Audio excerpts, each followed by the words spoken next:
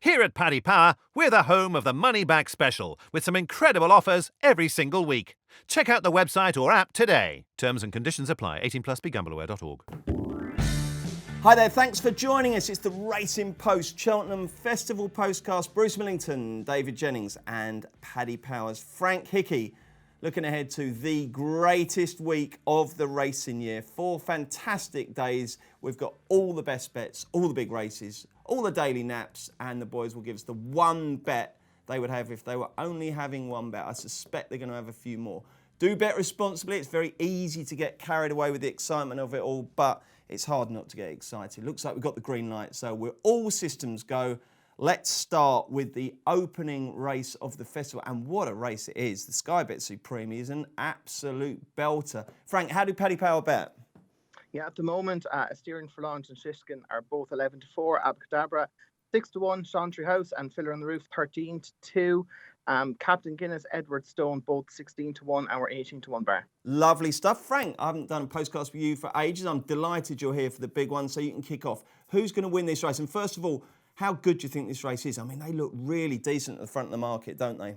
I think it's a really good race. Just to add as well, we're actually 5 places on the Supreme, and we have an MBS on the race as well. But this looks a very strong renewal. Like, you could definitely make a case for, I think, 6 or 7. I've been a fan of Steering for Launch for a while. I thought he was very impressive at Leopardstown. While Shishkin has been visually impressive, he's just the sort of horse that's drawn me in a lot over the years, particularly Nicky Henderson type. I remember back in Kyber Kim for this, Amaretto Rose, Lammy Surge, just really good horses. They've always let me down. I think he's a similar type where he's been visually impressive. Even if you go back to Bouverdare, I think Bouverdare won a Newbury Maiden very impressively and then went and won the Sydney Banks and Hunt in the exact same route Shishkin's taken. To me, Steering for Launch will take a bit of beating. I know he does kind of shift a little bit to his right jumping, but just the way the race is set up, like, you could make a case for Fiddler on the Roof based on the time he ran at Sandown. But the issue with him is that he was beaten by Edward Stone at Wincanton earlier in the year when he had a fitness advantage over Edward Stone, and then Edward Stone was beaten by Chantry House in a bumper going back to last year. I think Chantry House is the really interesting one in that we don't know how good he is. He's been very impressive in his 3 wins so far. Albeit lesser company. I think he's the one that literally could be anything, but I think the most solid one and the one I expect to take a fair bit of beatings is Steering for Launch. And of course, as well to add in, Willie Mullins' record in the race is just tremendous. Since 2013, his first string, I think he's had 4 winners, 2 seconds, and Get a Bird is the only first string to disappoint. So he knows what it takes to win the race. Take us through what an MBS is, Frank. Just a money back special, sorry. So money that's what? Special. How does that work? If your horse finishes 2nd, 3rd, or 4th, I think you get a free bet. To max of a tenner. Lovely, and that's available at paddypower.com and also on the Racing Post app. DJ, have you wavered? It's such a fascinating race. It's one of those ones where you can look at and keep changing your mind and getting off one and on to another. Have you remained consistent in your thinking throughout the build-up to the race? It's the one race of the whole meeting, Bruce, that I don't have a really strong opinion of, and that's a terrible way to start any podcast. And if I was listening to a podcast, I'd give out stink about the person that says that he doesn't have a strong opinion on the first race. But I just think there's so many of them that are unexposed, like Steering for Launch, as Frank said about Willie Mullins' record. Another thing to take into consideration is when the Cheltenham Festival has started on soft ground 5 times since 1995, Willie Mullins has won 4 of those 5 Supremes, so that's obviously huge. I think Shishkin is very good, I really do. I think he's a class act. I think he's got loads of pace. I think Fiddler on the Roof has a chance, but 2 at bigger prices that I'd say at the moment I'm going to back each way are Elixir Danae for Willie Mullins and Mark Walsh, who was just far too keen last time at Dublin Racing Festival over 2 mile 60. Chased home Envoy LN before that in the Grade 1 at Naas. And I just thought he's 18-1 Paddy Power at the moment. I thought he could run well. And the other one at a massive price is Sovia Pimpernel for Peter Fatty and Kevin Sexton. Good form tied in with the likes of Kelda, Stan and Torpedo from Cheltenham earlier on in the season. I think it's a wide open race. I think any of them can win it. So 2 at bigger prices I'm going to go for are Elixir, Danae and Sovia Pimpernel. I can hear sirens wailing in the background, DJ, but I believe aren't you standing outside the press box at Cheltenham looking out across the most beautiful view in sport? Talk us through what you can see at the moment. Are there rain clouds gathering? It might look like I'm in Millwall's home ground or something like that because there's a roof here. But behind me is Cheltenham Racecourse in all its glory, and it looks fantastic. It's a gorgeous morning here this morning. The sun is shining, and it's windy. It's quite windy, and that ground is drying out all the time. There's a lot of rain planned for this evening, but I'd say by 6 o'clock today, it's going to be almost good to soft, but it's obviously going to get more rain, so it's going to be interesting. Do you think we'll start on soft? Yes. Okay. Yes, I'd be pretty sure. Yep. Let's do the 2:10 now. It's the Racing Post Arkle, another open race. Notebook's been favourite for a long, long time. Would you expect him to go off favourite, or could you see a run for maybe Fakir Dudery, Frank? Yeah, I wouldn't be surprised if Fakir Dudery tightened right up on him, just considering connections. But yeah, it's a tricky little race. I'll give you the betting there. Notebook's 11-4 at the moment. Fakir Dudery 4-1. Brewing Up a Storm 5-1. Cashback 13-2. Esprit de Large, Global Citizen, and Mora Banrig are all 11-1. Rouge Vif 14-1, and we're 16-1 bar. And who do you like, Frank? Yeah, I might be completely wrong here, but I actually don't think the Irish form is as strong as people think it is. Like, if you think back to Arkle winners, you're generally looking for a pretty decent novice hurdler going chasing, or even a champion hurdle type going chasing. Like, the only one I can think of that was rated in the 130s winning this was Western Warhorse, and that was just a bit of a freak result. And when you look at Notebook, he was 135 rated hurdler, Cashback 141 rated hurdler. They're probably not good enough in that respect. And I'd just be worried that while they look like they were relatively impressive, they were all moderate enough over hurdles. Even when you factor in Fakir Dudery, he was fourth in the Supreme, getting the £7, and he obviously beaten by Notebook, getting £7 earlier in the year, which he won't get here. To me, I think they're underestimating the English challenge a little bit. Like, I remember last year, maybe around Christmas time, backing Brewing Up a Storm for the Supreme Novice Hurdle because I thought he was a 2-miler. Now, obviously, Ollie Murphy had Itchy Feet and Thomas Darby for the Supreme, and he tried to stretch out Brewing Up a Storm. Now, he ran okay in a shallow hurdle. He was fourth in the Ballymore, where he travelled really well. Didn't quite get home. I thought he was only beaten 5 and a bit lengths. He would have won over 2.5 at Cheltenham when falling at the last as well. And he was second in the Grade 1 behind Reserve Tank at Aintree. Again, travelled well. Didn't quite see it out. Now, I think 2 miles, a strongly run 2 miles, exactly what he's looking for. His chase form is good. He won a Carlisle in first start when he needed the race. He was very weak in the betting. I think he was around 5-4, 11-8 in the morning, and he SP'd 9-4. But the form has worked out well. Goodbye Bobby was just beaten by Mr. Fisher, conceding way to Cheltenham. Midnight Shadow was behind. He obviously won the Dipper, benefiting from Champs Fall, and Global Citizen won at Kempton. I think he's the Wayward Lad, and he was well beaten as well. The form is really, really useful. Even when he won at Taunton, he gave a penalty to Southfield Stone, who probably should have won the Pendle Air a couple of weeks ago, and kind of threw it away.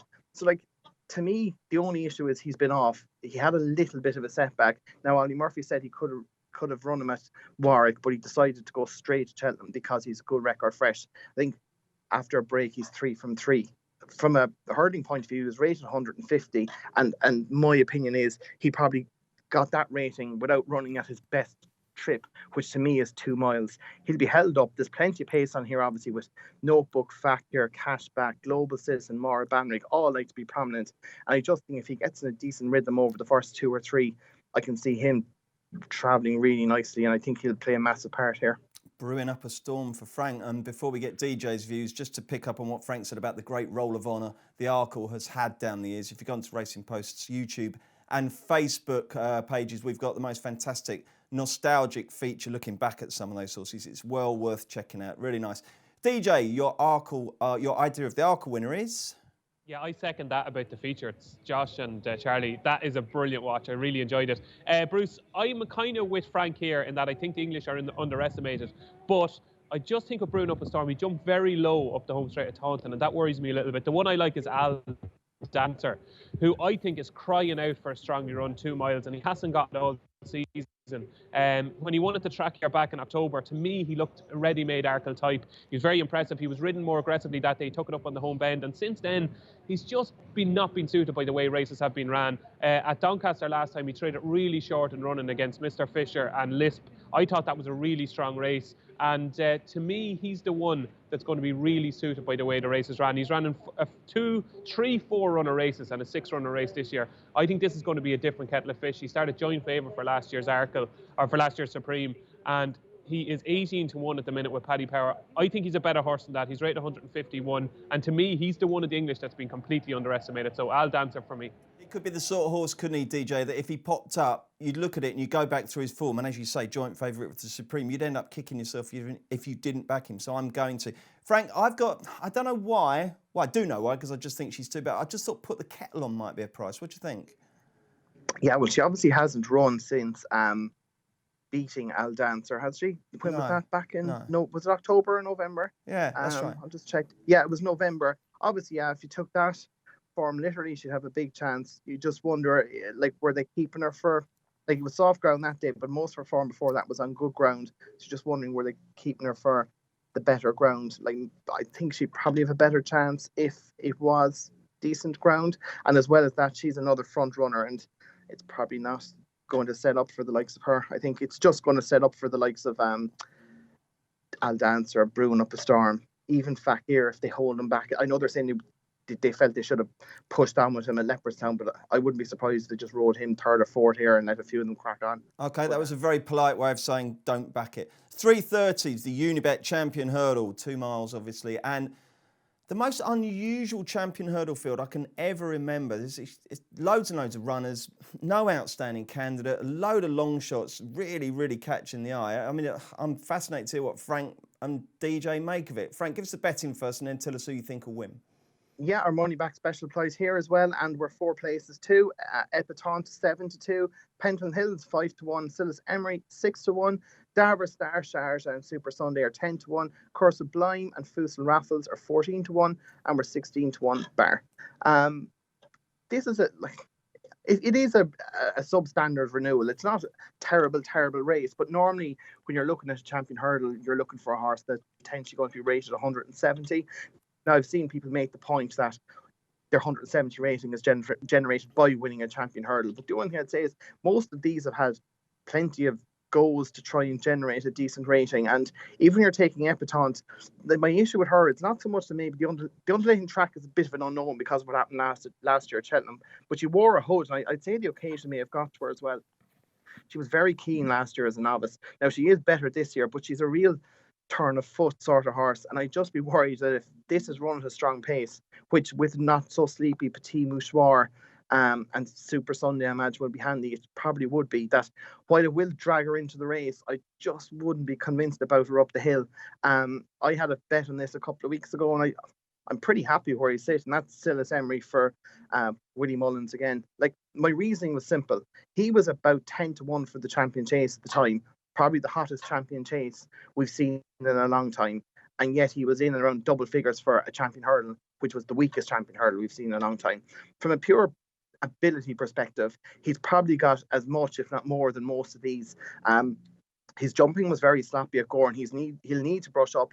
But I heard Ruby Wild saying that he schooled very well last week, so that's a big plus for him. Soft ground's ideal.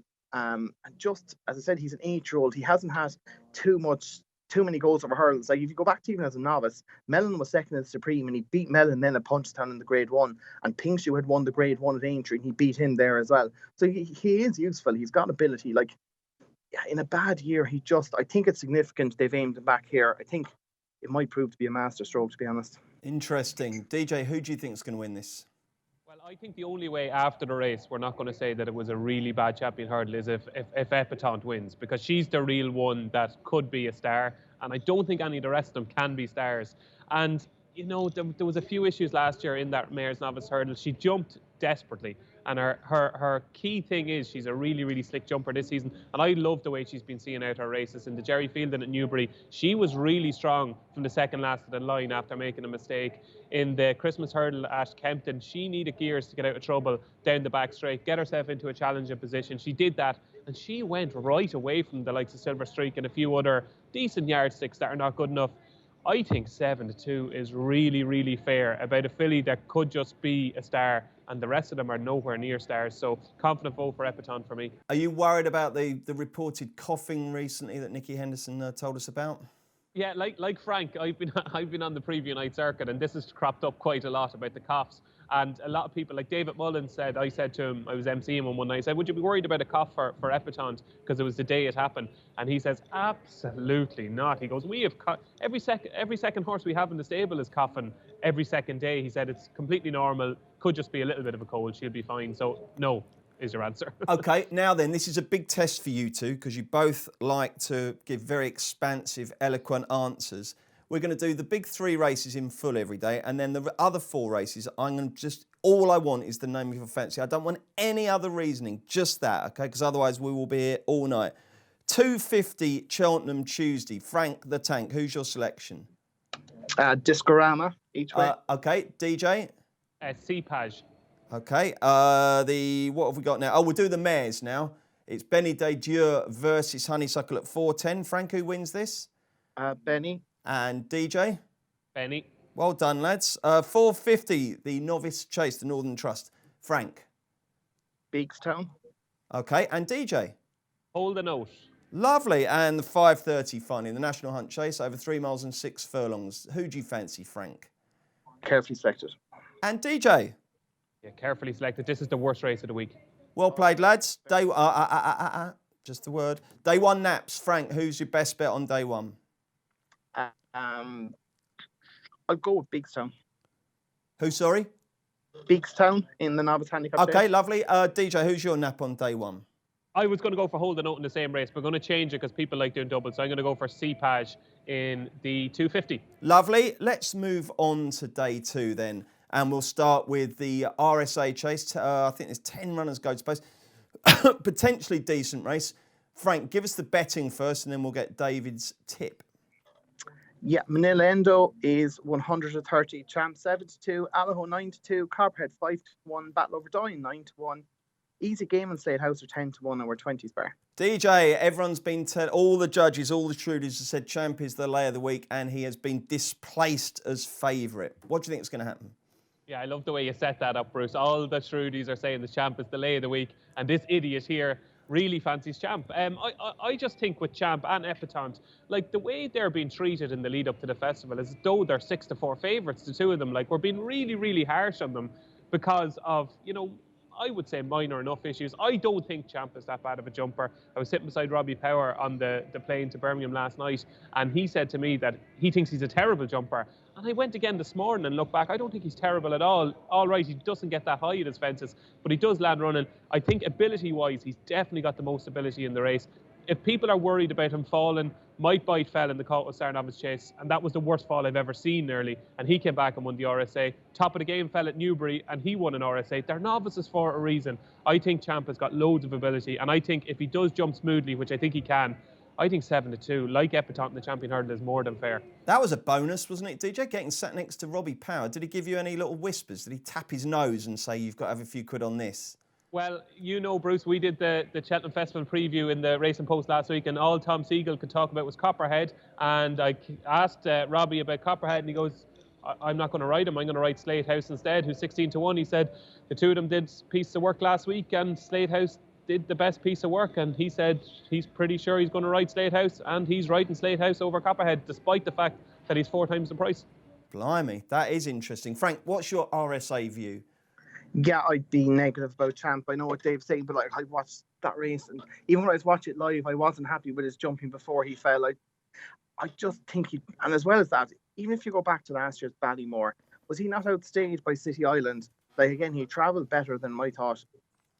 I'd be worried about him if this turns into a proper stamina test. I know there's only 10 running, but it's just, yeah, there's something about him I don't love. I'm a bit sick, actually. I really wanted Allaho to run in the Marsh because I thought he was tailor-made for it. Obviously, he's declared here. I do think he's got a huge amount of ability, but it can be quite difficult for 6-year-olds to win the RSA. You know, the one that's probably the most solid is Manila Indo. I know he's only won at beginners at Navan, but like if you go back to last year, he hadn't even won a hurdles race when he won the Albert Bartlett, and he was very impressive, and he backed that up by beating Allaho again at Punchestown. Now his debut over fence or at Gorn behind Lorena, that was only over 2.5 miles. It was no more than getting the eye in really, and Captain CJ has franked the Navan form. I know people were quick to knock him on the back of that, but just there's very few negatives with him. He looks solid. He jumps okay. He's course form. He'll definitely stay. He's probably the most solid one. I think from an ability point of view, Alaho, in maybe next year when we're looking at the Gold Cup, would be the one I'd probably be more interested in. But I'm just a little bit fearful that it might come a little bit early, this kind of stamina test for him. Okay, this should be the race of the week, particularly if Altior lines up. It's a 3:30. It's the Betway Queen Mother Champion Chase. How'd you bet, Frank? Defi Desoi 13-8, Altior, Shack Boursois are both 5-2, Politolog, Soreal 16-1, and we're 20-1 bar. And DJ, who is going to win this? Yeah, I'm actually a bit disappointed, like for the race itself and for a punting point of view that there's the doubts about Altior, because he was the one of the three I didn't fancy. I really hope he runs though, and obviously it would be fantastic if he won. He's settled on Betfair now to suggest that there is a better chance, and Nicky Henderson said on Monday morning that he has improved from Sunday to Monday, so hopefully he does run, but I fancy Defi Desoi. I still think he's probably underrated, to be honest with you. He's had a terrific season. He absolutely loves Cheltenham. His jumping is terrific.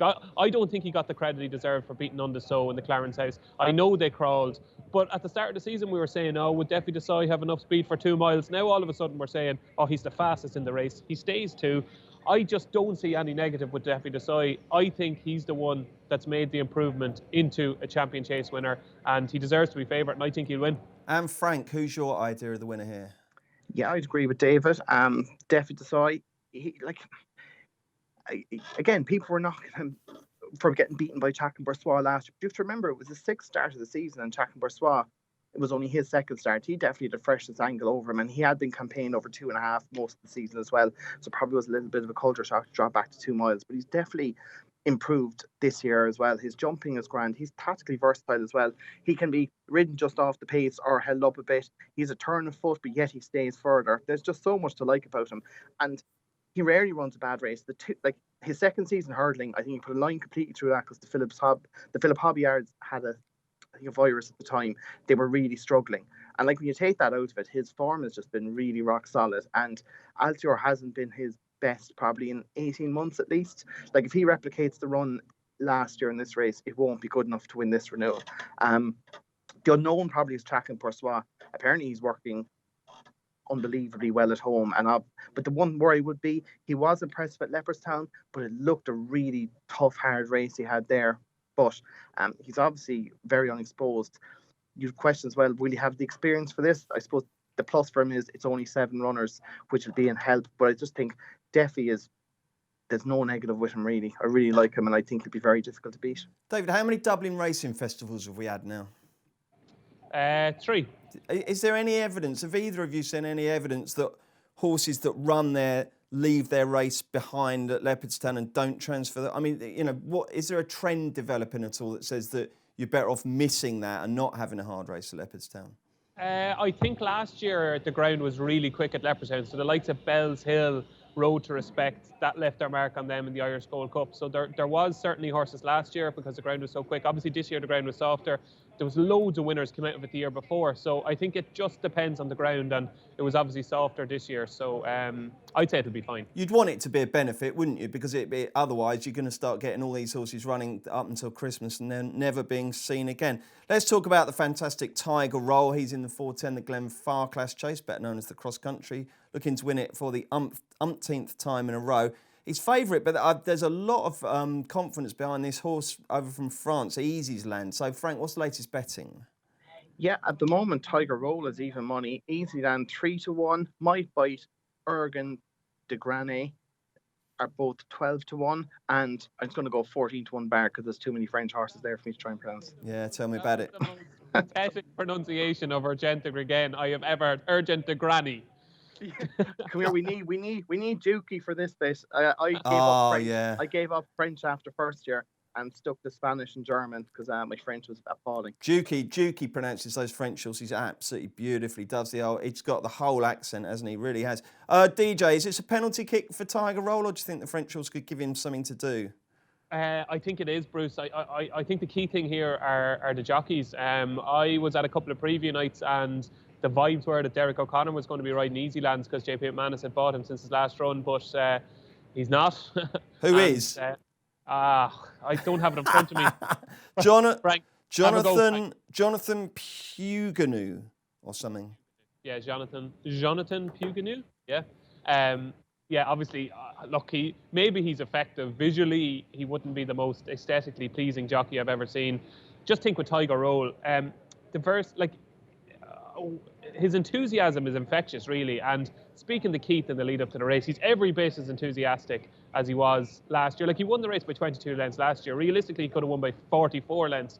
I think Argenta Gregen is a great bet each way because I think he'll travel really well into the race. He was second last year. He probably went after Tiger Roll a little bit earlier than he should have. I think they'll hold on to Argenta Gregen a bit longer this time.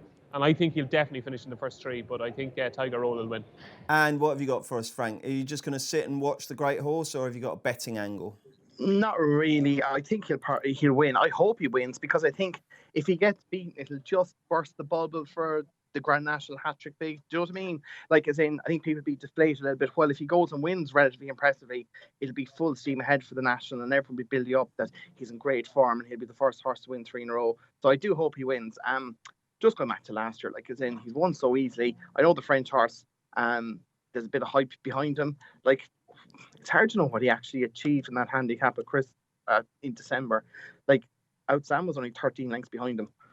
Like, Tiger Roll would probably be 113 lengths ahead of him, like, wouldn't he? Like, it's just, yeah, it's hard to know with him. He's only 6, so he's obviously improving, but it'll take a massive effort to beat Tiger Roll if he runs anywhere near the level of the last 2 years. It will be. Now then, when we skip through the rest of the card, I'm actually going to allow you a sentence rather than a one-word answer on the Ballymore. It's the 130. Envoy Allen obviously bosses the market. DJ, what's going to happen here very quickly? Oh, a sentence. That's going to be tough. And there's the sentence gone already. I think Envoy Allen is a very, very good horse, but I think this is a very, very good race. And at the prices, because we just don't know how good he is, I think the big breakaway is really good value, because if he is the horse I think he is, he shouldn't be 8-1. Okay, Frank? I just think Envoy Allen will be very difficult to beat. Like, he's not much of a price, but he's the real deal. Okay, the 250 is the Coral Cup. DJ? Oh, devastated. Barry Geraghty has picked Damn the Company ahead of Birchdale, but I still think Birchdale is a grade 1 chaser in the making. He's rated 146. I think he's the best horse in the race, and I've been sweetening him all along, so I'm not going to give up now just because Aidan Coleman is riding him. So Birchdale for me. Frank? I thought Eglantine Desai caught my eye in Leopardstown over 2 miles. She made a really big move around the outside, about 12 wide. Looked like she was coming to win a race, and the run just flattened out. Now, the handicapper has been harsh enough and gave her £9, but she did win the Mayor's Novice here. See Rachel Blackmore's riding. Just after that race, I said I wanted to be on her for the Coral Cup, and I'm going to have a bet on that. Definitely each way. Who is it? Eglantine Desai. Okay, lovely. The 450, the Boodles, DJ. Oh, sure, this is my nap at the festival, Bruce Aramax. And Frank? Not a strong opinion. I thought probably Tronador was interesting, but yeah. Okay. It's not a race I'm mad about. And it's the bumper at 5:30. Will the favourite Appreciate It win, DJ? He could, but he's just been too short all along, to be honest. There's just so much pace in this race. Israel Champ likes to get on with it. Eastkey Lane likes to get on with it. And I just think it might be set up for Fernie Hollow, who they don't hold in the same esteem as Appreciate It. But I was blown away at Fairyhouse. They rode him differently there. He tucked in, he settled, and he absolutely bolted up. So I'm going to chance Fernie Hollow. It's not beyond the realms of possibility for Willie Mullins to win this race with an outsider. He's done it so many times. So Fernie Hollow for me. Frank? Yeah, I actually wouldn't disagree with David there at all. He obviously had a big reputation. Like, even if you look at the prices he's gone off 8-11 when beaten by Eric Bloodaxe, 8-13 when beaten at Leopardstown, and 4-11 the last day. He settled a lot better the last day. Hopefully the hood will work again and he won't get too wound up with all the crowd and all the rest of it. But he's got a load of ability and the race might be run to suit. So, like, he's probably a fair each way bet, and maybe one to play in the without market as well. 2 votes for Fernie Hollow, who is 8-1 with Paddy Power. Who's your day 2 nap, DJ? Aramax 410, is it, Bruce, or 450? 450. DJ, no, Frank. Definitely Desai. Thank you, chaps. We'll do day 3 next. I'm Jose Mourinho. I know a thing or two about being special. Finding pastel de natas in a London cafe? Special. Winning the daily jackpot on Paddy Power games? Not special. Understood, Jose. Yes, someone wins an average £40,000 jackpot every single day. So if you win, don't think you're special. Dig Daily Jackpots by Paddy Power Games. Jackpots must be awarded by 11 p.m. and vary from day to day. Jackpot is shared with other operators. Available on selected games. T's and C's at paddypower.com. 18 plus BeGambleAware.org. Welcome back, Bruce Millington, Frank Hickey and David Jennings. Looking ahead to day 3 of the Cheltenham Festival on Thursday, and we'll start with 1:30, which is the Marsh Novices Chase. It's a really interesting race, this, Frank. What's Paddy Power's latest betting? Yeah, Itchy Feet 7-2, Sam Crow 11-2, Faheen 6-1, Mr. Fisher 6-1, Mellon 10-1, Reserve Tag 12-1, and we are 14-1 bar. Imagine if they all stand their ground. Sam Crow, Faheen, Mellon, Itchy Feet. I mean, it's just brilliant if they all go. It's going to be a great race, whatever. Who is your fancy at this stage, Frank? I'm just gutted that Allaho isn't running here, because I did think it was an excellent opportunity for him to win. I backed him each way, or backed him anti-post, so I'm very disappointed. Yeah, I do think they're trying to basically let the way open for Faheen to win, but I'd be a little bit worried about him. I think realistically it mightn't have been the worst idea to retire him after Leopardstown, I thought, and let him go out in a high. The one I probably, and I could be way off here, but Sam Crow apparently is working all right again, and this is the last chance for him as far as I'm concerned. But like, if you were saying even a year ago that he'd be 11-2 against Itchy Feet, a 12-year-old Faheen and Mr. Fisher, and even Mellon, you'd be like, Jesus, that's some price. It is taking a chance, but like, even getting back to the run, the Drinmore, while we didn't get to see what he was going to find off the bridle, he did jump and travel until that mistake 2 out, and just at the prices, I think he's probably the one to be on. David Jennings, no one shows more loyalty towards racehorses than you, so are you going to stick with Sam Crow? Not really. I think he could win. And the thing that really bugs me in all this talk about Sam Crow, everybody says, oh, sure, we know now he wouldn't have beaten Fakir de Dares at Ferriers because we saw what happened at Limerick at Christmas. Absolute sorry, I don't know if we're allowed to say that. It was a different Sam Crow at Ferryhouse than the one we saw at Limerick. Completely different. He scoped dirty after Limerick. They're struggling to get him to scope clean. He scoped clean before Downroyal. He scoped clean before and after Downroyal and Ferryhouse. So if he does scope clean in the lead up to the race and after the race, he's got a massive chance because he's got a huge amount of ability. Look, I'm only going to say one of my anti-post wagers in this show, and that's Itchy Feet, because it's the best of them. I backed Itchy Feet at 20-1 after he won a 3-runner race at Leicester because I just loved the way he jumped. And I think he's the one. If you look through all of these, I don't know how many of them are actually on the improve, like Sam Crow, Faheen, Mellon. Like, they're not really improving, whereas Itchy Feet has made rapid improvement. Loved the way he jumped the railway fences at Sandown, came back on the bridle after making a bit of a mistake at the second last at Sandown, and I think he's the one that's really improving. I think he's going to give Ollie Murphy his first Cheltenham Festival winner, so Itchy Feet for me. I watched the golf last night and I was so disgusted with the way the commentators felt the need to apologise every time the caddy said bum or poo-poo, that I'm definitely going to let that one through. 250, the Ryanair. Aplutardi's favourite, Min's second favourite. I think it's the wrong way round. Give us a show and then tell us whether you agree with me, Frank. Yeah, Aplutard 2-1, Min 11-4, Frodon 5-1, Riders on the Storm 7-1, Dynamite Dollars. He should be taken out, actually. St. Calvados 14-1, Real Steel 16-1, and we're 20-1 bar. I wouldn't disagree with you, Bruce, at all.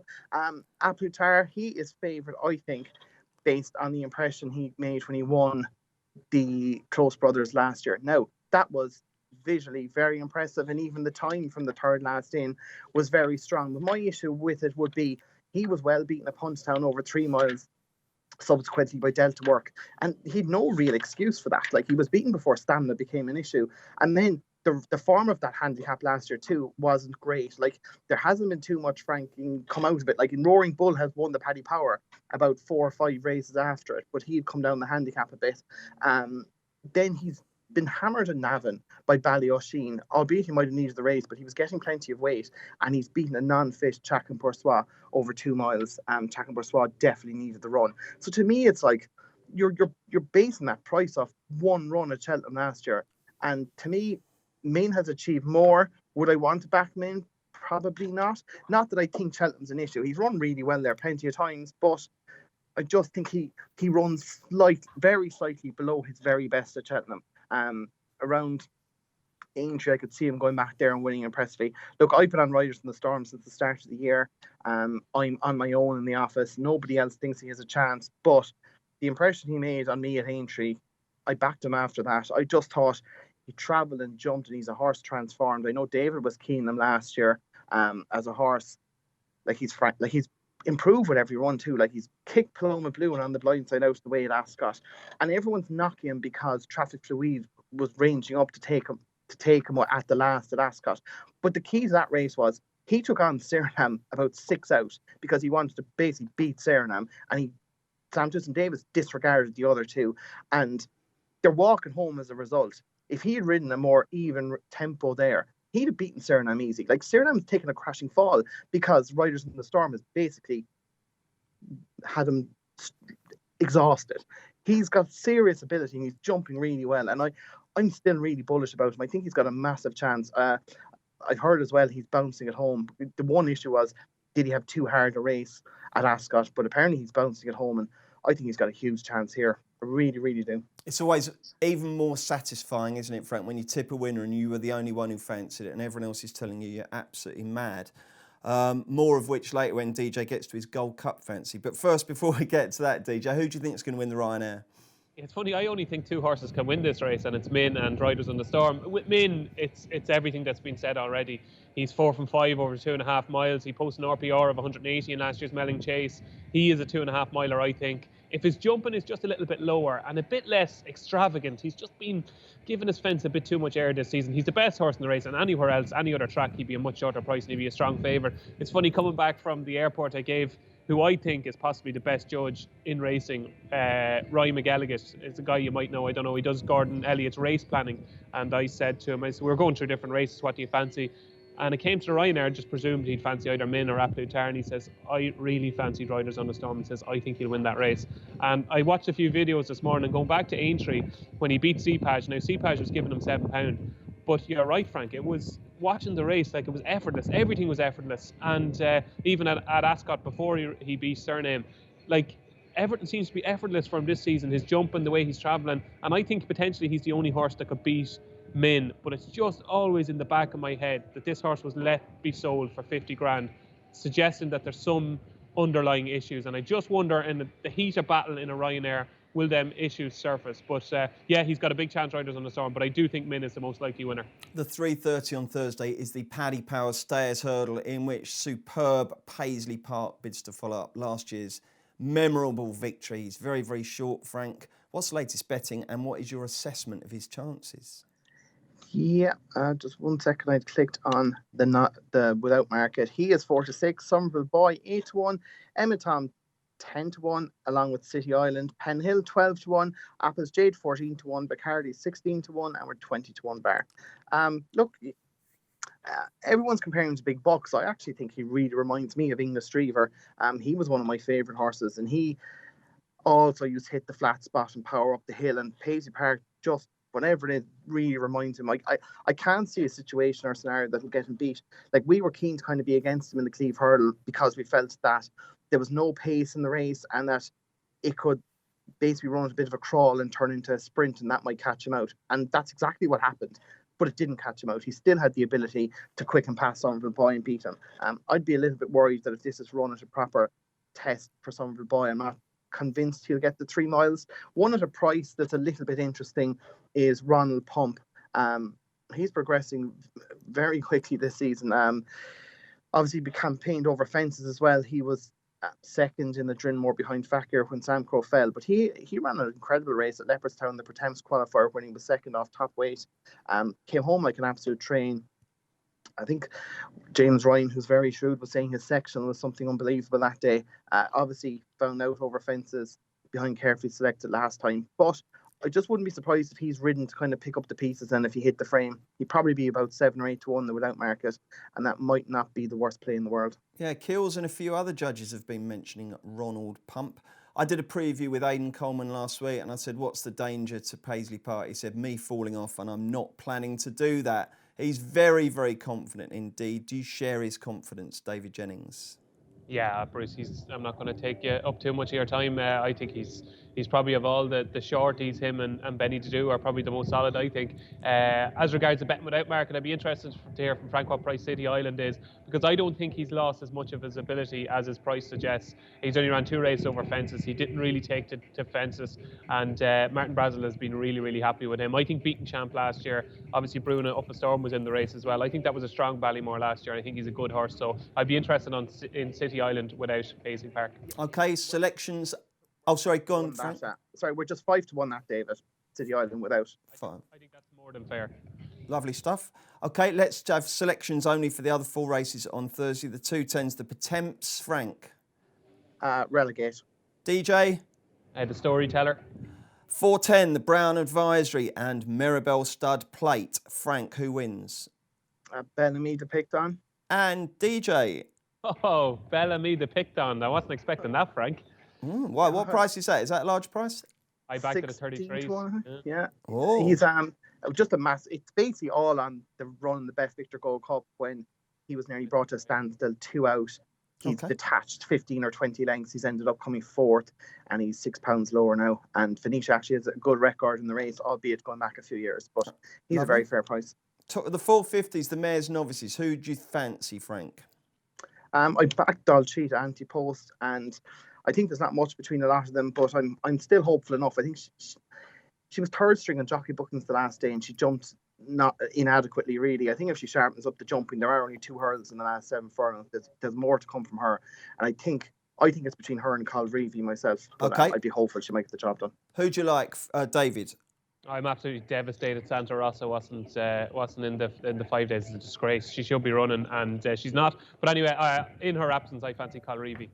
And the 5:30 on Thursday is the Falk Woolwyn Kim Muir. Who is going to win this, Frank? I fancy Deschaba for the Ultima, but he's going to the Kim Muir. I'd just be interested to see what jockey they get. If they get a decent jockey for him, I'd be keen enough on him, yeah. That's Deezer Abba, and that means Waterford, doesn't it? DJ, you were telling me last week? Yeah, the Dacia is Waterford, yeah. And just on Frank's there, I think they've booked Will Biddick. Will Biddick. Oh, yeah, that's fair. Will Buick could be an interesting booking, wouldn't he? Who do you like? Slip of the tongue. Deschab has got a great chance. The one I like that the prices all along, though, was Champagne Platinum. I think he could have been laid out for this race all year, so I'm going to go for Champagne Platinum. Okay, best bets for day 3. Frank, who are you going to go for? Riders on the Storm and the Ryanair. Okay, and David? Itchy Feet in the Marsh. Thank you, chaps. Let's do Friday, and we'll start with the 1:30. It's the Triumph Hurdle. I'm interested to know what you boys think of Solo. We'll have a show from Frank, and then DJ, tell us who's going to win it. Solo's 3-1, Goshen 7-2, All Mankind 4-1, Asper Tower 6-1, A Wave of the Sea 10-1, Sir Psycho 12-1, and we're 14-1 bar. David Jennings? I am absolutely all over Goshen. If we had this podcast 3 weeks ago, I would have said I don't fancy Goshen at all. But the more I've looked at his races, the more I think he's just a freak of a horse. His jumping is obviously a worry, but it doesn't seem to bother him. It doesn't halt him at all. And that performance at Ascot, with Nordano coming out and winning the handicap, is just remarkable. Everything about it was remarkable. They tried to hold him up, and he just glided to the front. And I think he's got an incredible amount of ability. I think 7-2 come Friday could look a huge price about Goshen. Frank, who's your fancy? Yeah, I think Solo. I'd be surprised if Solo goes off favourite. I'm not really one for living by times over in National Hunt racing. I think it's more flat. But his time at Kempton was nowhere near. He was 4 seconds slower than Song for Someone, and he was 1.3 seconds slower than Highway 102. And they're nice horses, but no more than that. His rating of 157 is laughable. The second the Emmett Mullins horse pulled, I don't think she's run a race at all, and the rest would be whatever price you wanted to. You'd want in a Fred Winter, as in they'd have no chance. So I'm surprised he's favourite. I'd agree with David Goshen's a freak. I think he's very good. He's a danger to the one I like. The one I like is Asper Tower. He's one I backed after Punchestown when that race could have worked out any better. The second C Ducker is one you need to put in your tracker. I don't know what the story with him was, but he was 12-1 that day. I think initially backed into 11-4, trained by Arthur Moore, who's as shrewd as they come. And Asper Tower got so lit up that day, horse banged into him early. and he went out in front, and you think, oh, he's going to fall in the hole after the second last. And Jury, they all came up behind him just after the second last. But yet, just turning in, Rachel gave him a kick and he was gone. He won by 13 lengths. And there's a How are you going to winners explain behind. last time out then? He was beaten when he fell, surely. No, he wasn't. There, I have an He explanation. was. Let me finish. There was, when he won at Leopardstown the first day, his closing or his finishing speed that day was, I think, 92 or 93%. Now, what that's saying is he went really hard and the rest of them couldn't keep going, and he was able to keep going less slowly than the rest of the field. Now, they probably looked at the race and go, we can't run like that in the Triumph and win. If we run like that, we're going to get beaten. So we need to ride him to finish his race off strongly. Now, the day he fell, if you go, I was there live, I was convinced he was beaten. I watched the video back, and if you watch it, you're watching Cerberus, who's cruising. Watch him relative to A Wave of the Sea and Wolf Prince. They're off the bridle. Rachel gave him 2 taps down the neck, and when you look at the finishing speed that day, it was bang on 100. She did an unbelievable job of basically teaching him to run more evenly. Now, his form with the horse he's beaten has worked out very well. I'm massively afraid of Goshen, but he wasn't beaten at Leopardstown. I'm convinced he would have won 2 lengths. I think if he had won 2 lengths, he'd be shorter than he is. I think he will drift, though, because I think people will steam into Goshen and possibly even Solo. I wouldn't be surprised if you're getting 7 or 8 to 1 on the day, but he's a massive player. I think it's between him and Goshen. Right, the next race we're going to look at on Friday is the 250. It's the Albert Bartlett over 3 mile novice hurdle. Should be very testing. You're going to need to stay, and it's an open affair, this, Frank. What's the latest betting? Yeah, Pine Hill 9-2, Monkfish 11-2, latest exhibition 6-1, Harry Senior 8-1, Fury Road 10-1, Lord Royale 12-1 along with Cobbler's Way and Ramses to tie, Janadil 14-1 along with Sempo, and we're 16-1. David, a tricky old puzzle. Perhaps you could be the first to solve it for us. Yeah, really good race, Bruce. I was kind of hoping all along the time Hill had run in the Ballymore. I think he's got a touch of class. Right favourite, definitely right favourite, and probably the most likely winner. The one that I'm on at double figure price is Fury Road, because I think too much has been read into his performance at the Dublin Racing Festival. He was ridden differently on the inside track at Leopardstown, over a trip that was too short, on ground that was too quick, and I still thought he ran okay just to be beaten 5 lengths. He won the same novice hurdle at Limerick that Faheen won, and Penn Hill, so that form looks pretty strong. And he was brilliant in his first 2 races at Down Royal and at Navan. His work has been terrific. Of all the Elliott team, like Curse Sublime obviously works the best of the whole lot. Then you've got Envoy LN, who obviously is a superstar. But Fury Road is the next one that they're happiest with in his work. So I think he's got a huge chance, Fury Road. Who's your selection going to be, Frank? Yeah, I'll just give you an interesting stat on the SPs of the winner since the last favourite won this Albert Bartlett, and they were 50-1, 33-1, 16-1, 11-1, 14-1, and 33-1. Now that would suggest to me that the market is kind of fancying the wrong type of horse in this race. It's going for the sexy type, winning grade races on the bridle, etc. When really they're not the type that win this. It's battle-hardened types who are real dour stairs. And there's a couple that interest me. The first, he'll probably run the Pretense, but if he ran here, I'd like him. That's one for the team for Nick Williams. He's a second season novice. He's only 6, but he seems to be improving at the right time. He was second in the Newbury handicap. I think with a better ride, he would have won. That was off 126. He was third behind Silver Sheen, not beaten far up in Warwick in the Pretense qualifier, and he absolutely bolted up at Newbury the last day. You could call him the winner turning in. He's won by 14 or 15 lengths. Now, he's only raced 142, so they might just go to the Pretense. But if he did end up in this, he'd be interesting at a big price. And the other one I thought was interesting is another second season novice, and that's Janadil for Willie Mullins. Had a couple of runs in France, moved to Willie, was second to Notebook in a maiden hurdle at Tramore last year, wasn't seen till October in Tipperary when he won at short odds, then won 2 handicaps, a valuable event up and down Royal, and then that good handicap at Fairy House on Drinmore weekend. He hasn't been seen since, but apparently he's working really well and they're really happy with him. And again, he just has the profile, second season novice. The one issue is he's never run beyond 2 miles 2, but Willie's a genius, and they're apparently he's working well, and they expect him to run a big race, so he's another interesting one this race, I think. Lovely. Let's look at the big race of the week, the 3:30 on Friday, the Magnus Gold Cup. It's wide open, and I think I've heard pretty much every single horse in the field tipped, so we'll see what the boys think after we get a show of betting from Frank from Paddy Power. Album Photo and Santini are joint favourites at 7-2. Delta Work 5-1. Lost in Translation 13-2. Clandis O'Bow and Ken Boyer 7-1. Presenting Percy 10-1. Chris's Dream 14-1, and we're 20-1 bar. And David, how confident are you about this one? It's funny, the closer the race is getting, the more confident I'm getting. Look, I've been ridiculed for the last 3 weeks for fancying Clandis Oboe, and I just can't understand why people are knocking him so much. Look, I've said this on numerous occasions. He's 0 from 5 at Cheltenham. 2 of them were as a juvenile. 1 was in the Triumph Hurdle. He was then just beaten on the line by Whisper in the Dipper. Whisper was just beaten in an RSA by Mike Bite. Then he tried to carry top weight as a very young horse in the Caspian Caviar Gold Cup when he was second. And then you have last year's Gold Cup where he finished 5th, beaten 11 lengths. The third last was omitted.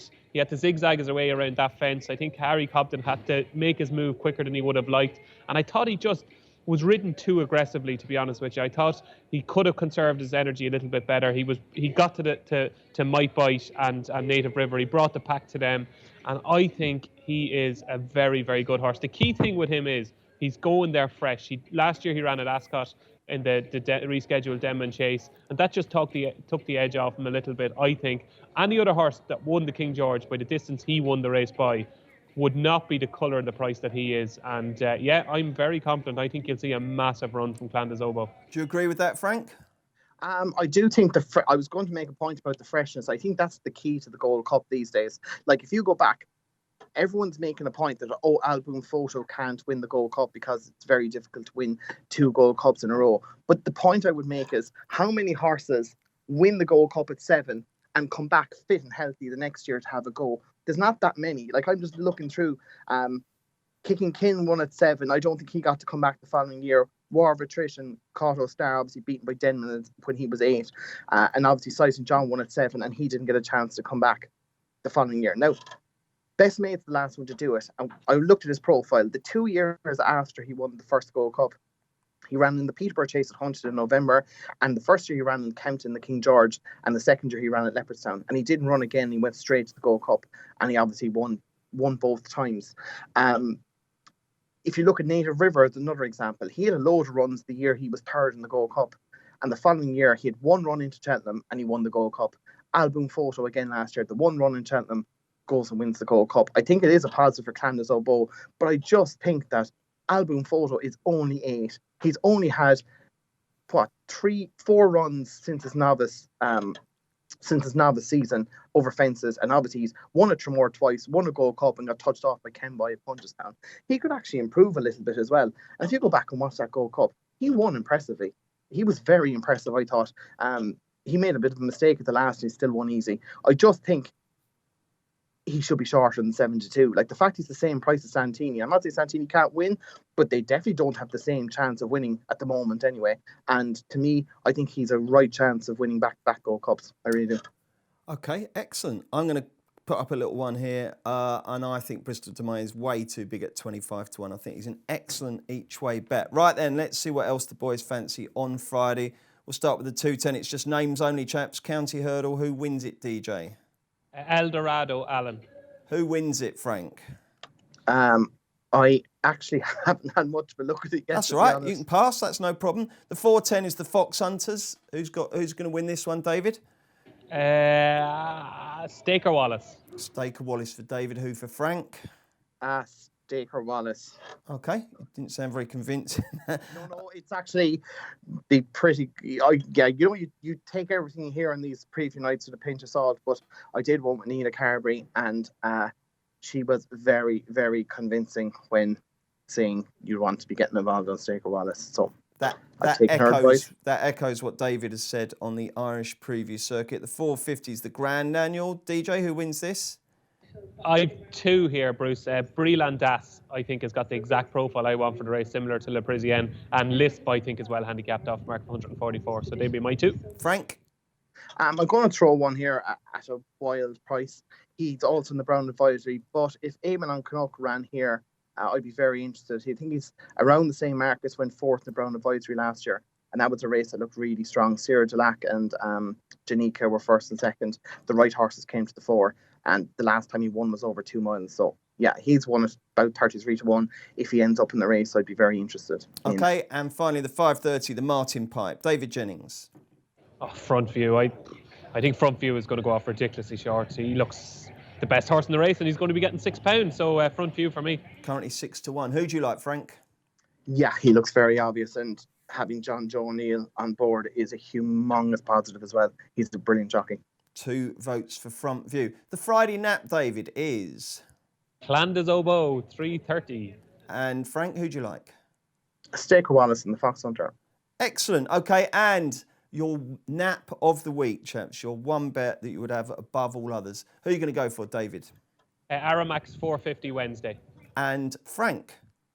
Riders on the Storm and the Ryanair. And that is the 3:30 on the Thursday. Okay, now DJ, you're already there. What's the vibe like? What's the atmosphere like? Is everyone up for it? Everyone excited?